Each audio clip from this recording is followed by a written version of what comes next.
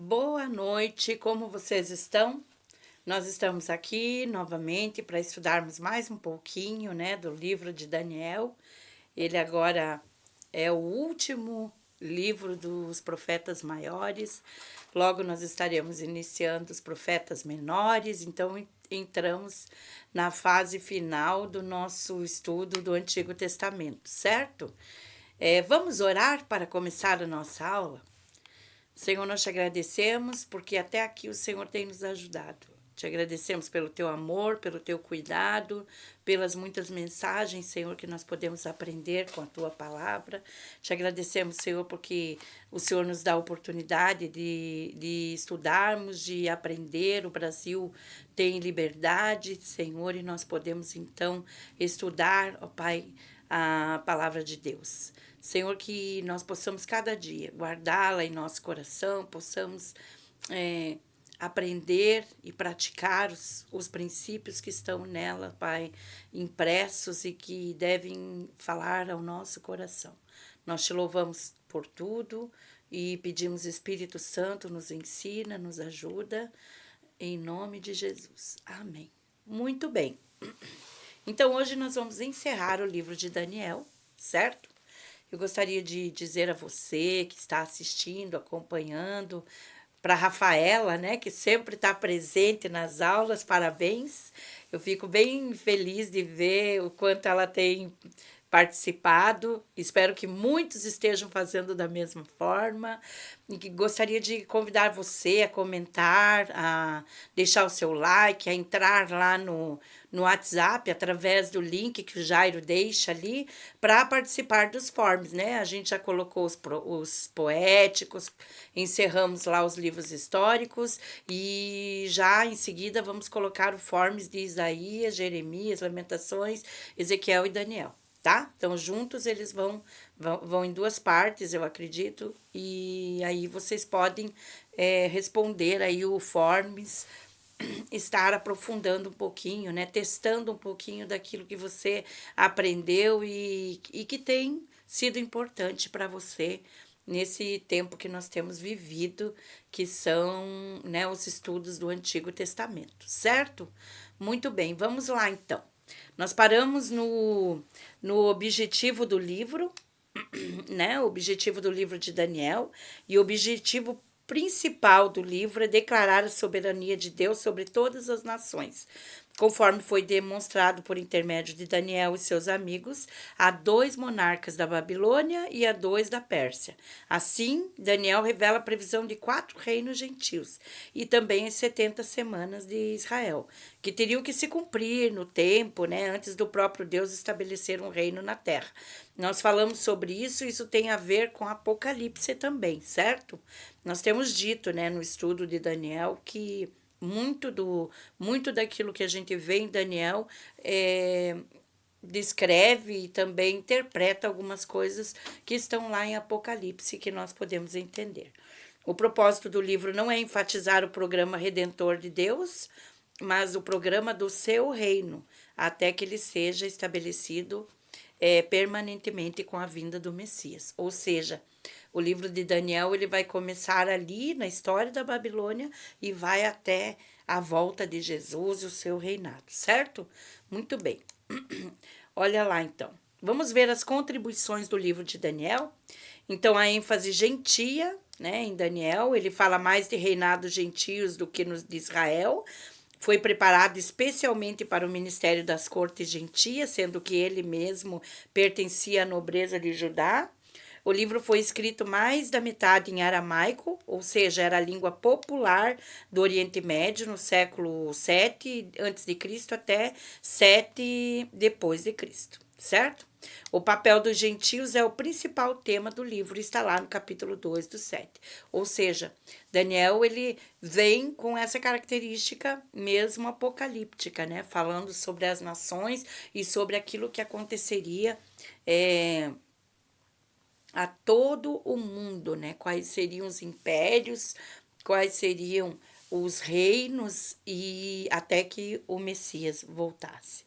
Então, a contribuição profética de Daniel colocou o programa profético dentro de um sistema cronológico, certo? Então, como isso, Rosana? A gente compreende isso quando a gente percebe o calendário gentil, que ele chama de tempo dos gentios. Ou seja, tempo em que os gentios governariam, em que os impérios tomariam, né, o espaço que era de Israel.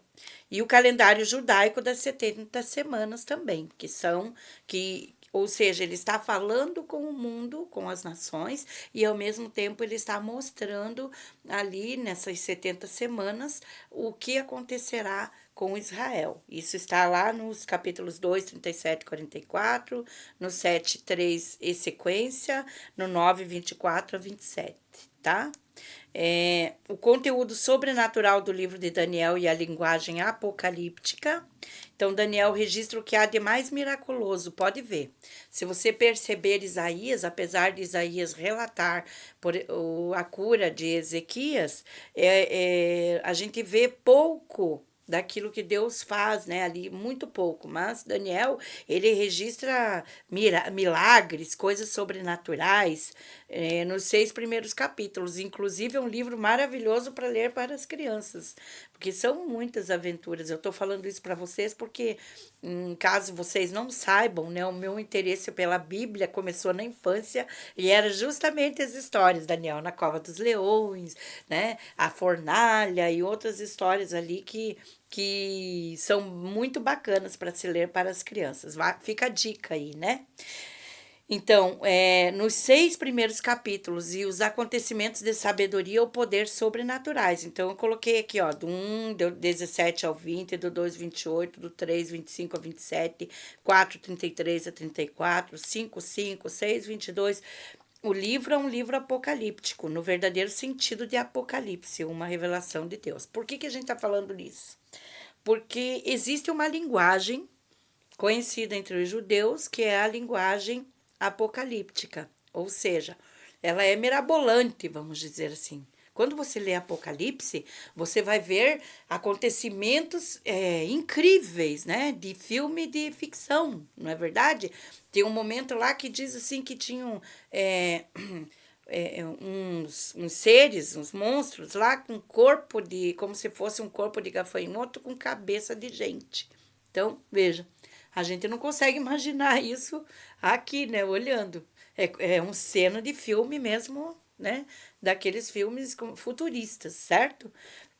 Então, porque essa linguagem apocalíptica, ela tem essa característica, e a gente vê isso em Daniel, em muitas questões. Só que tudo que ele relatou aconteceu, certo? Então, nós vamos olhar um pouquinho para esse sentido de Apocalipse, uma revelação, porque Apocalipse, a palavra do livro de Apocalipse é revelação dos últimos dias, das últimas coisas, né? O objetivo prático de Daniel, as profecias foram dadas para fortalecer o caráter e não como curiosidade, mas para infundir coragem, ou seja, diante de tudo que o povo viveu, diante de tudo que estava acontecendo, né, aquele pessoal do exílio, eles puderam então ouvir coisas tremendas que Deus estava operando mesmo dentro da Babilônia, como é o caso, por exemplo, dos amigos de Daniel na Cova dos Leões, certo? Quando acontece o caso de Daniel na Cova dos Leões, já não é mais a Babilônia que está governando ali, né? E sim Ciro, né? Dario, na verdade. Depois vem a história de Ciro, né? Daniel apresenta o anticristo e, embora fale pouco do Messias, ele diz muito sobre o anticristo. Então, nós vamos ver ali, quando ele descreve aqueles animais, e nós vamos olhar ali um pouquinho para frente, mas um termo que ele usa é o pequeno chifre. E chifre, no Antigo Testamento, nessa linguagem, ele tem a ver com poder. Lá Daniel 7, do 8 a 11, Daniel 9, 25, vai falar do pequeno chifre. É visto como o rei no tempo do fim, o rei entre aspas, tá, pessoal? Aqui não é o rei ou Messias esperado, tá? Que se exalta acima de todos os deuses e tem uma vitória decisiva na terra gloriosa. Qual é a terra gloriosa, né? Jerusalém, e arma as suas tendas palacianas no Monte Santo, ou seja, no final das contas, Satanás, ou o anticristo, né, o enviado, né, de Satanás, o anticristo, ele vai se manifestar aonde? Em Jerusalém, tá? Daniel 11, de 36 a 45. O seu tempo para profanar o santuário e o poder do povo santo está designado em 1260 dias, ou 3 anos e meio, e lá no capítulo 12, 7 e 11, comparar com Apocalipse 11, 2, 13 e 5, ou seja, aqui está falando já do tempo da tribulação, né? Daquele tempo dos 7 anos, dos 7 anos do reinado do anticristo, certo? Daí temos também a profecia das 70 semanas de Israel, do 9, do 24 ao 27.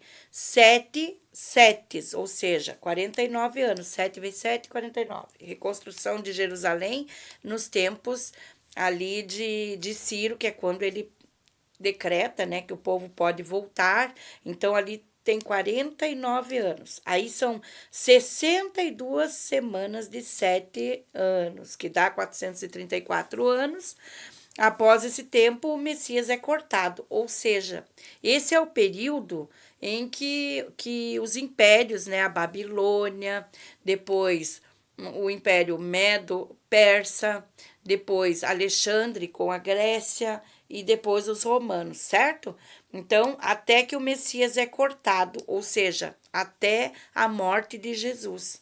E Jerusalém é destruída. Lá em 70 depois de Cristo, Jerusalém foi destruída de novo, tá?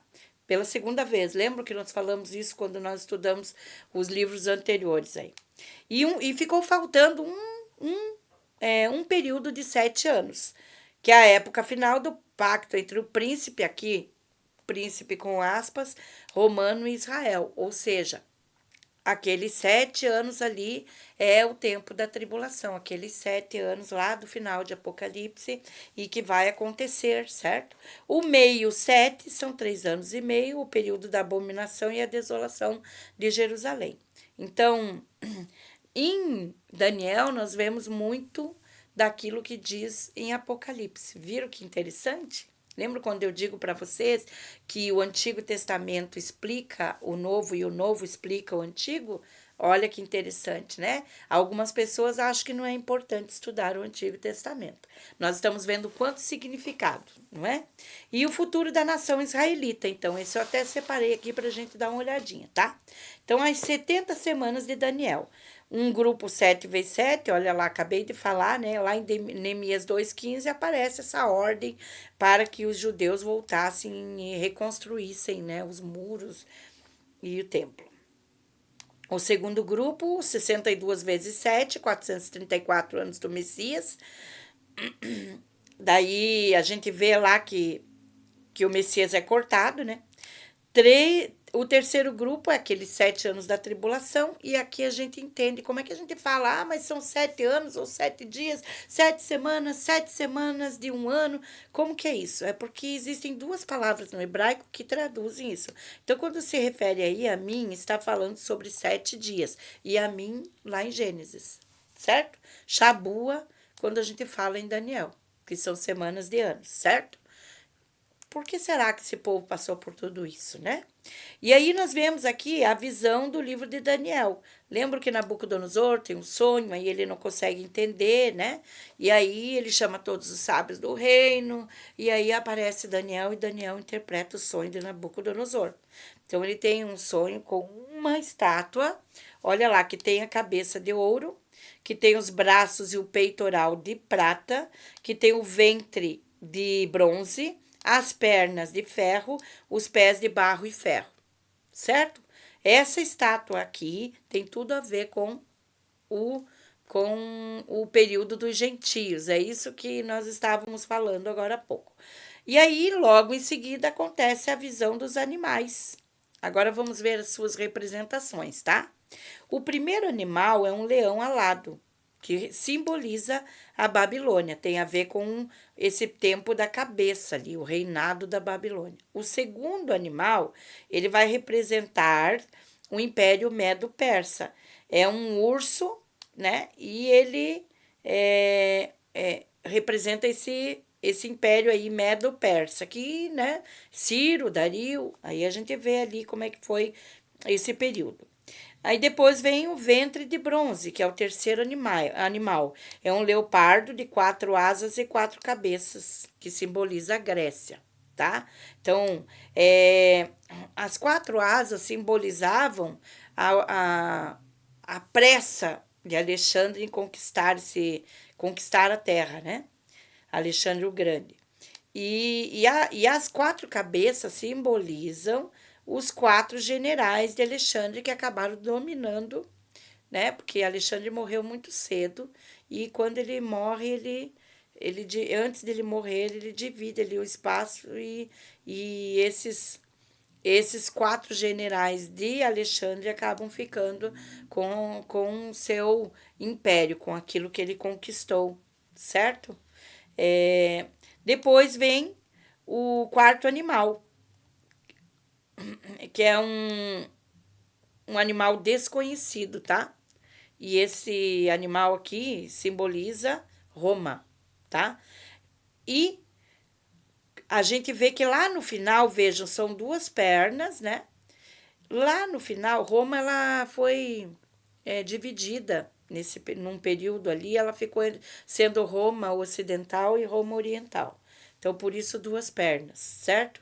E lá no final, lembram da última semana, do anticristo, então haverá essa mistureba aqui, ó, ferro e barro. Combina isso? Alguém já viu essa combinação?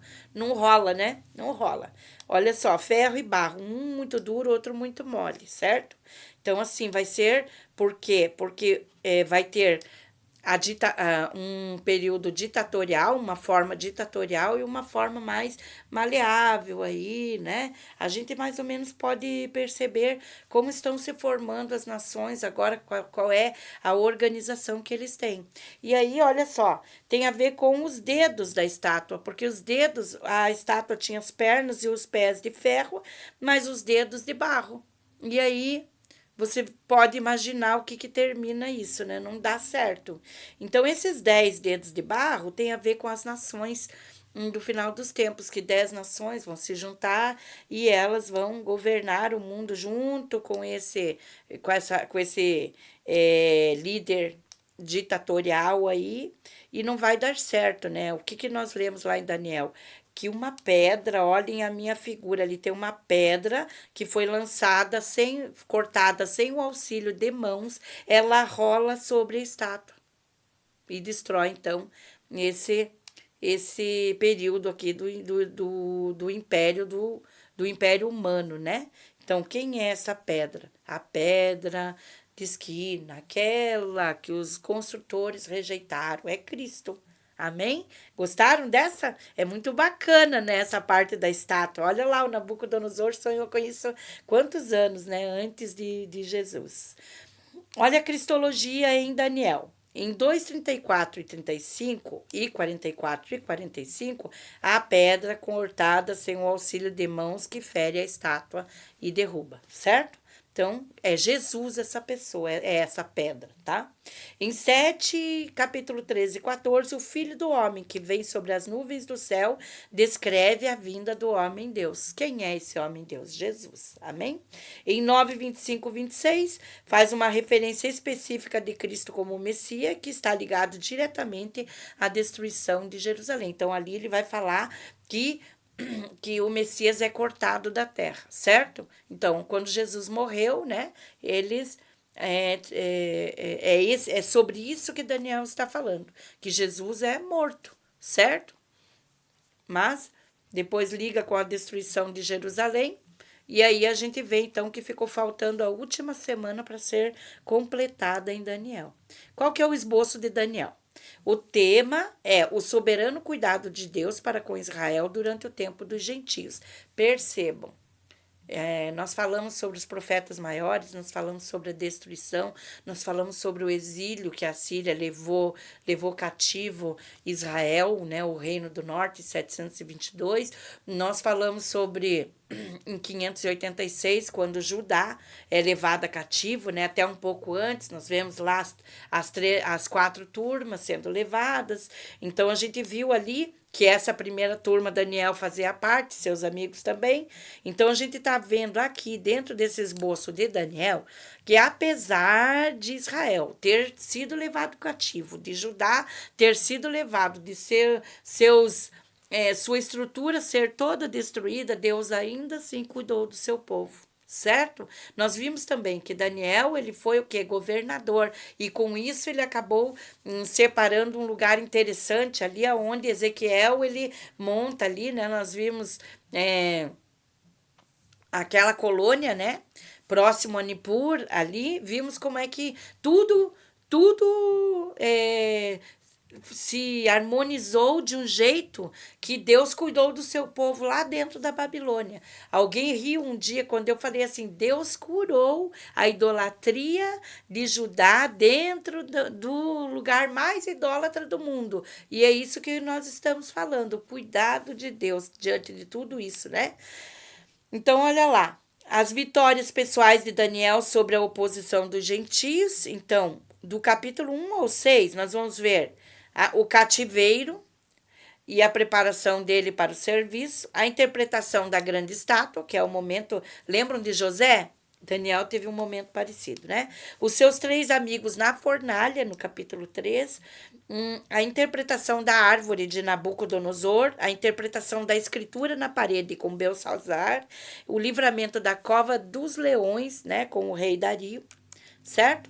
Depois, nós vamos ver na segunda parte a visão profética de Daniel da oposição gentia a Israel. Primeiro foi a sua pessoa, agora a Israel. A visão dos 4 animais e o filho do homem, nós acabamos de falar sobre isso, né? A visão do carneiro persa e do bode grego, a visão das 70 semanas de Israel, que nós acabamos de comentar, e a oposição gentil e o triunfo final. Então, Daniel é um livro maravilhoso para a gente ler, tá? E assim, o começo ali do 1 ao 6 tem bastante história para as crianças, certo? O restante é para nós adultos, né? Para estudar um pouquinho, aprofundar, ler ali Daniel, ler também um pouquinho de Apocalipse, você vai ver que tem muito sentido, certo? E eu deixei aqui uma perguntinha, né? Fiz uma perguntinha. Quanto tempo Israel ficou em Babilônia e por quê? Então vamos olhar isso com carinho? Jeremias explicou o motivo do castigo no seu livro, tá? Então, foi o resultado da falha em guardar o ano sabático durante 490 anos. Lá em 2 Crônicas 36, 21, Jeremias vai falar sobre isso. Então, eles não guardaram o ano sabático. O que era o ano sabático? A cada 7 anos, ou melhor, mais ou menos como a criação do mundo. 6 anos de trabalho, 1 ano de descanso. Então, a ordem era essa, que naquele 7º ano a terra não fosse trabalhada. Só que, com o passar dos anos, eles foram esquecendo de fazer isso e não obedeceram. Então, no final das contas, eles tiveram que sair da terra, certo? Israel deveria deixar a terra descansar no 7º ano. Assim, o povo deveria ficar fora da terra pelo período descrito acima. E aí a gente vê, então, né? A gente fala que os judeus foram espalhados pelo mundo, certo? Os judeus da diáspora, né? Que foram espalhados pelo mundo por causa da sua desobediência. Quando a gente fala dos livros, amados, às vezes quem está ouvindo pode entender assim, puxa, a Rosana fala de um jeito, né? Dá impressão, por exemplo, a gente falou do zoroastrismo, né? E dá a impressão assim que aquilo foi tão natural, né? Foi natural Nabucodonosor, por exemplo, dizer que o Deus Altíssimo, né? O Deus de Daniel, o Deus Altíssimo, e cadê, onde é que está a presença de Deus nisso? A gente vê que Deus em tudo ele cuidou do seu povo, mesmo usando, não é isso? Usando uma teoria que eles tinham, usando uma situação, usando um tipo de ritualismo que eles tinham, mas em tudo Deus permaneceu e cuidou do seu povo, e isso é uma coisa assim que nós não podemos deixar de nos lembrar, certo? Eu fico por aqui, eu espero que vocês tenham gostado dos profetas maiores, afinal de contas, né? Quanta história, quanta aventura, quanta tristeza. Quando a gente lê Jeremias, é de chorar, certo? Daniel já traz mais esse caráter assim, aventureiro, depois ele traz essa simbologia toda, aí a gente já fica curioso, porque tem a ver com o anticristo, com o milênio, com o final dos tempos, lá com a tribulação, então é um pouco diferenciado. Mas olha a riqueza que nós estudamos nesse período. Gente, eu espero que vocês tenham gostado, né? Isaías a gente nem se fala, né? O príncipe dos profetas, certo? Agora, então, eu espero que vocês tomem um gole d'água, dá uma respirada, porque aí vem os profetas menores, e eles vêm com tudo, né? É o livro dos 12, certo? Vão trazer mais um pouco de tempero a toda essa história que a gente viu aí entre as tribos do norte, entre Judá, e eu espero que vocês estejam entusiasmados, né? E, consequentemente, como eles são mais curtos, então nós estamos botando um pé, né? Na virada final do Antigo Testamento. E eu espero que vocês tenham aproveitado muito, certo? Essa semana vocês vão receber o Forms aí de Isaías, Jeremias e Lamentações, tá bom? Um grande beijo para vocês, Deus abençoe e até a nossa próxima aula. Amém.